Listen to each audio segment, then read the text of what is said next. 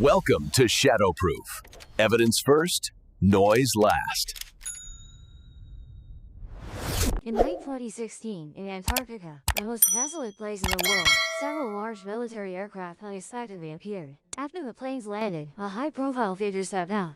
He was John Kerry, the 68th Secretary of State of the U.S. And just a few days after the Secretary of State arrived, Burt Worrell, a former astronaut who had landed on the moon with Neil Armstrong, also. At that time, some media raised the question: why would such high-profile figures come to a place as desolate as Antarctica? It turned out that a few days earlier, a satellite had unexpectedly captured a structure that shouldn't have existed. The first time Antarctica had drawn the White House.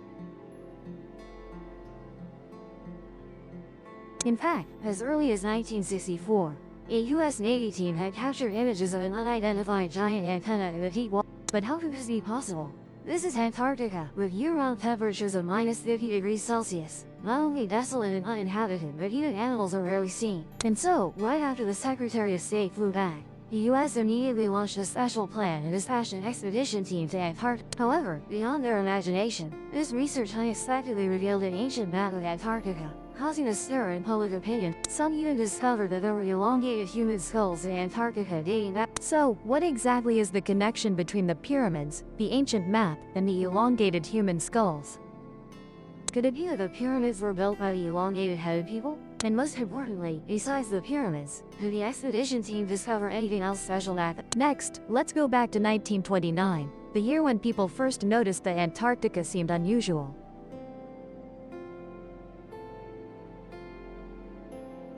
Earth is a blue planet. Over the past 5 billion years, it has nurtured countless lives and also destroyed countless lives. According to expert research, even excluding the meteorite believed to have wiped out the dinosaurs, Earth has experienced one of those extinction events caused 95% of Earth's surface life to disappear, known as the Permian-Triassic extinction event. The important thing is that even today, experts still don't know what exactly happened to cause life to seemingly vanish completely. The only thing humans done. Since the 15th century, when Columbus discovered the New World of America, a wave of exploration swept across the globe. At that time, any noble or royal with some money would either lead an expedition to search for treasure or flood explorers and adventurers to dig for treasures. In such an atmosphere, an ancient legend gradually caught everyone's attention. Dialogues.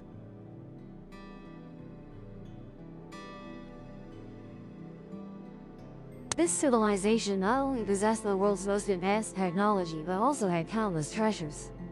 It can be inferred that in an era where everyone was ready to take risks, Atlantis became one of the most sought-after places by adventurers.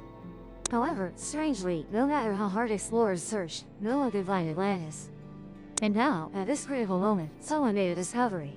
Aristotle, Plato's beloved disciple, mentioned in his handwritten manuscript that he believed there was an extremely vast land in the southern part of Earth. Antarctica.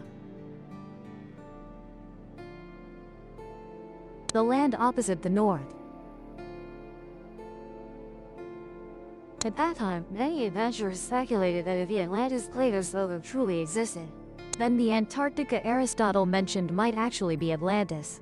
And so, from that moment, it seemed that all adventurous fleets adjusted their course toward the southern polar regions. Indeed, with their efforts, in 1820, Admiral Fabian Gottlieb von Bellingshausen of the Imperial Russian Navy, after several explorations, finally discovered Antarctica. It was the last continent discovered by humans, so at that time, everyone placed great hopes on this land. But what disappointed people was that the Antarctica the Admiral discovered was merely a land covered in ice and snow. There were no traces of civilization on it, and so people were utterly disappointed, gradually forgetting the legend of the southern land. Until over 100 years later that an ancient map once again awakened people. Topkapi Palace is one of the palaces built during the Ottoman Empire and completed in 1478 AD. According to records, this palace, covering an area of 700,000 square meters, has over 400 rooms.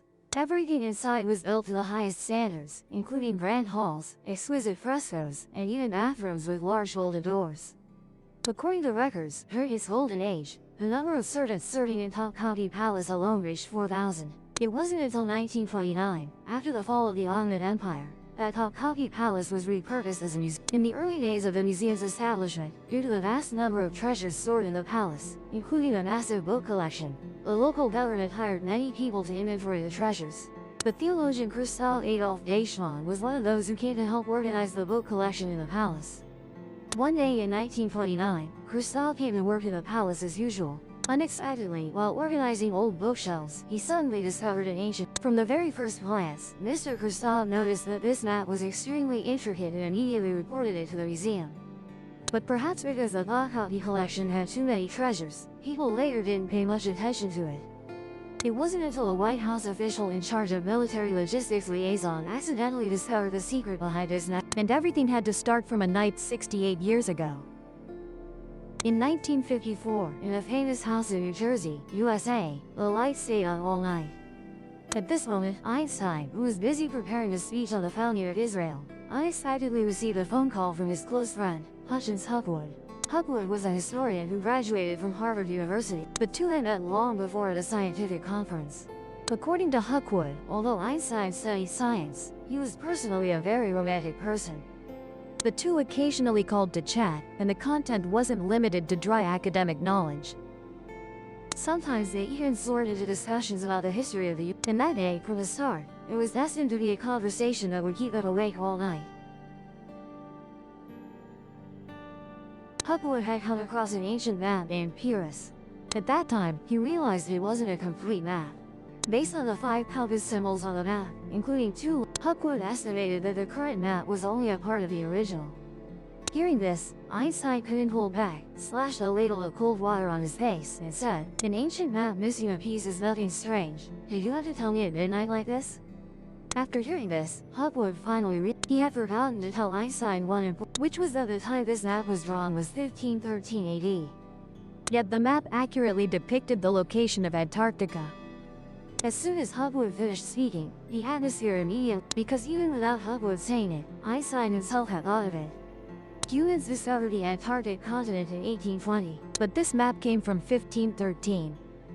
Meaning the map knew about Antarctica's existence over 300 years in advance. But this seemed impossible, because Antarctica's geographical location is very remote. Moreover, it has a polar climate, surrounded by many icebergs. People in 1513 couldn't possibly have the technology to sail to Antarctica. So how could they have drawn a map of Antarctica? However, because Huckwood firmly asserted that the map indeed depicted Antarctica, Einstein finally decided to join his research.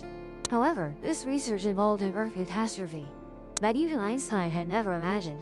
And if this catastrophe had truly occurred, it could certainly have destroyed all life on Earth, including the once invincible mysterious country.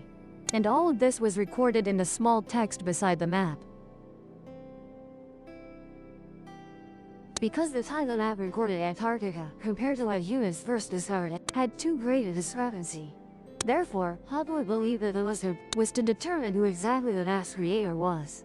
Thus, when he noticed that the map's creator had recorded the process of drawing this map, he became extremely excited, thinking to himself, perhaps the writing would reveal something about it. How on earth did he know about Antarctica's existence? But what astonished Huckwood was, when he managed to translate the writing on the map, he discovered the map's creator, Pyrrhus, said that one of the reference maps dates back to the time of Alexander the Great. Alexander was born in 356 BC. At that time, people didn't even know about the Americas, let alone Antarctica. So how could they have drawn a map of Antarctica? Thanks to Huckwood's relentless research efforts, more and more contemporary scholars began to pay attention to it. At that time, some scholars proposed a different viewpoint. They believed that the land on the map might not necessarily be Antarctica, but could very well be South America or Africa. This viewpoint immediately gained agreement from many scholars. After all, Pyrrhus didn't label the continent on the map, so how could he definitively confirm as Antarctica? But just when everyone thought the century-old mystery had finally been solved, someone discovered that, also in the 16th century, there were many different maps that depicted the Antarctic continent, although the coastlines they drew were not as detailed as Pyrrhus's. Since these maps were preserved intact, there seemed to be no reason to deny that it was indeed Antarctica. Among them, the map that astonished everyone was the 1531 Ornfi map, because it not only accurately depicted the location of Antarctica, but also drew the coastlines, mountains, and rivers of Antarctica. You heard it right, the Ornfi map actually shows Antarctica with rivers. When this information was revealed, it seemed to shatter all previous hypotheses. To help everyone understand how astonished the scholars of that time, let's take a look at the image of Antarctica captured by modern satellite. According to experts, Antarctica has been covered in ice and snow for at least the average thickness of the ice layer even reaches 1.9 kilometers. We not only cannot clearly see the coastline of Antarctica, but also cannot know the terrain beneath the 1.9 kilometers thick ice layer. So, in 1531, how could they have drawn the mountains and rivers of Antarctica? Could it be that the Ornfine map also referenced ancient maps? Even more astonishingly, with the support of satellites and the latest technology, scholars have determined the terrain of Antarctica beneath the ice, and they discovered that the coastline on the Ornfine map is almost identical to the map drawn in the 21st century. Maps of the ancient sea kings.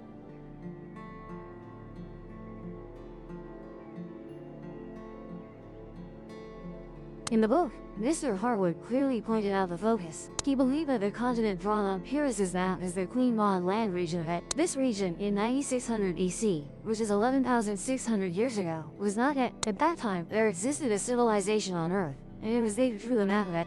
Later, Pyrrhus's map and other ancient maps of the same period all referenced this prehistoric map to depict Antarctica's location without satellites. Importantly, Harwood's viewpoint received support from Einstein's famous book. He believed there was already ample evidence proving that Earth's climate often changes drastically in an instant. When energy from complex geological impacts accumulates, this immense force will cause the poles to move toward the equator. Conversely, non-polar regions will be pushed toward the polar positions. This reminds me of a book that was once banned by the CIA. Previously, I also introduced that book to everyone. In 2013, the CIA partially declassified a book by a geologist about the Great Catastrophe of Polar. In the book, the author indicated that long ago, Earth experienced a powerful magnetic pole reversal, causing many areas not originally at the equator to move extremely quickly to the positions of the north. That is why we have discovered many mammoths that were rapidly frozen. Some mammoths even still had grass in their mouths. It can be seen that the climate at that time dropped so sharply that it exceeded imagination. Notably, the author of this book believes the disaster occurred over 10,000 years ago. And this coincides with the timing of the disaster proposed by Harwood. The only difference is that the book, banned by the CIA, predicts that this magnetic pole shift will happen again. Could this be the reason why this book was banned? Interestingly, the 1964 American Antarctic expedition actually discovered technology suspected to be left by an advanced civilization. In 1959, a year after NASA was established, the United States continued to establish the Antarctic Research Program and purchased several aircraft carriers for Antarctic exploration. Indeed, with the United States' active efforts, much previously unknown information about Antarctica was continuously In 1964, while the aircraft carrier SNF Alpernan was collecting Antarctic seabed samples, it accidentally discovered a very strange object at a depth of 4,100. This object was about 1.6 meters long, covered with unusual branches, with spherical ends, resembling an antenna, hence called the Alpernan antenna.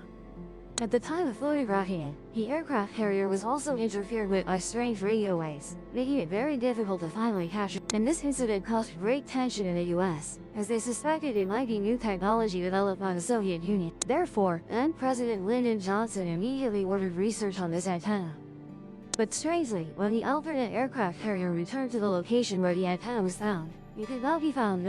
Since the whole incident was so bizarre, the White House deliberately leaked the photo to the Soviet Union to gauge their reaction.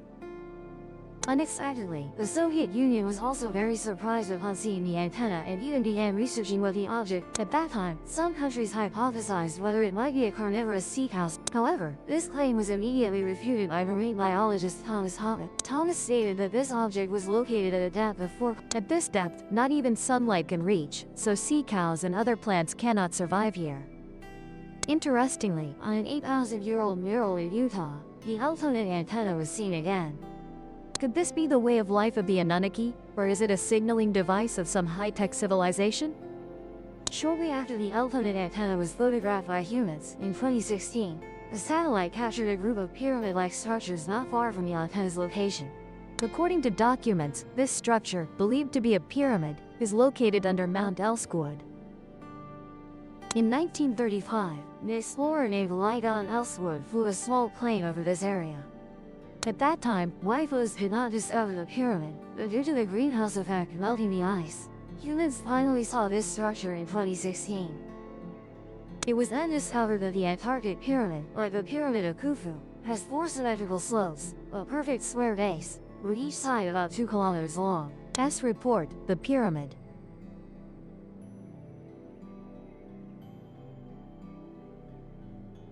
Most importantly, around the Antarctic pyramid, there are 2 other smaller pyramids. The arrangement of these pyramids closely resembles Egyptian pyramids, leading many to believe they were built by some lost civilization or ruins secretly constructed by aliens. In any case, Antarctica has often been associated with mysterious legends. For example, long ago, someone in that used radar to detect something like a tunnel leading underground. Others have found hidden spacecraft in Antarctica. Some have even discovered alien faces. Moreover, these faces closely resemble those found on Mars. Although many scholars believe these could simply be matters of perspective, others disagree. A geologist working for NASA stated that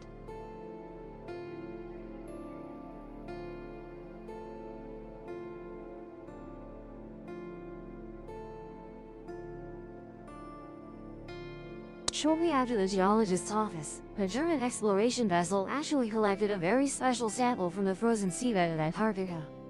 geologist Szechuan Claries indicated.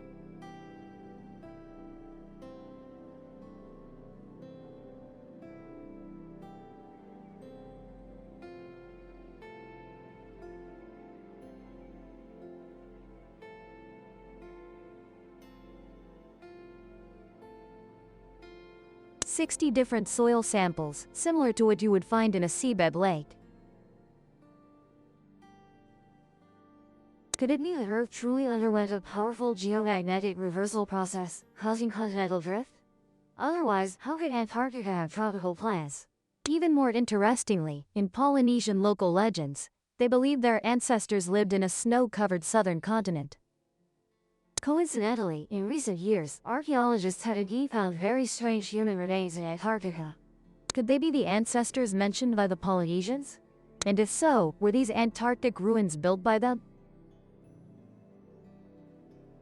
Thank you for watching. If you'd like, you can subscribe to catch the next videos.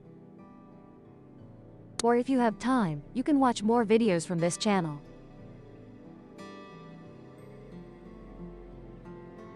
Thank you for watching. If the proof convinced you, subscribe and open the next case.